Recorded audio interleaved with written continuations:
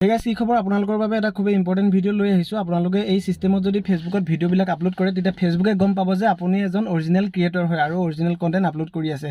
গতিকে এই চিষ্টেমখিনি জানিবৰ বাবে আপোনালোকে মোবাইলৰ স্ক্ৰীণত যাব লাগিব। মই এটা ধুনীয়াকৈ স্ক্ৰীণ ৰেকৰ্ড ভিডিঅ' প্ৰস্তুত কৰিছোঁ। আপোনালোকে ভিডিঅ'টো ফাৰ্ষ্টৰ পৰা শেষলৈকে চাওক আৰু এনেধৰণে কামখিনি কৰি পেলাই আপোনালোকে ফেচবুকৰ পৰা আৰ্নিং কৰিব পাৰিব। গতিকে বলক আমি ভিডিঅ'টো আৰম্ভ কৰোঁ।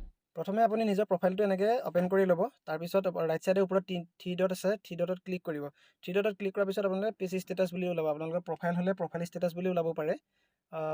পেজ ষ্টেটাছত ক্লিক কৰি দিব। তাৰপিছত তলত যাব ৰিকমেণ্ডেশ্যন আছে, ৰিকমেণ্ডেশ্যনত ক্লিক কৰিব। তাৰপিছত ৰিকমেণ্ডেশ্যনৰ তলত চাওক learn about original content. Original content বুলি ইয়াতে আছে যে ইয়াতে ক্লিক কৰি দিব। ইয়াতে এতিয়া অপশ্যন এইকেইটা ওলাইছে চাওক। ইয়াতে আপুনি গেট ষ্টাৰ্ট কৰি দিব। Get start 1 2 3 4। ইয়াতে আপুনি নেক্সট কৰি যাব। নেক্সট কৰাৰ পিছত আপোনালোকৰ ইয়াতে ষ্টৰি আৰু ৰিল ওলাইছে, দেখা পাইছেনে? আৰু ওপৰত লিখা আছে চাওক মেক অৰিজিনেল কণ্টেণ্ট। ইয়াতে কি কৰিব, আপোনালোকে যিহেতু ৰিল আপলোড কৰে, ৰিলত ক্লিক কৰি দিব। এনেকৈ আপোনালোকৰ ভিডিঅ'বোৰ চিলেক্ট কৰি ল'ব। চিলেক্ট কৰি পেলাই আপলোড কৰিব। ধৰি ল'লোঁ এইটোকে চিলেক্ট কৰিছোঁ, এইটো এনেকৈ চিলেক্ট কৰিব, কৰি পেলাই নেক্সট কৰিব।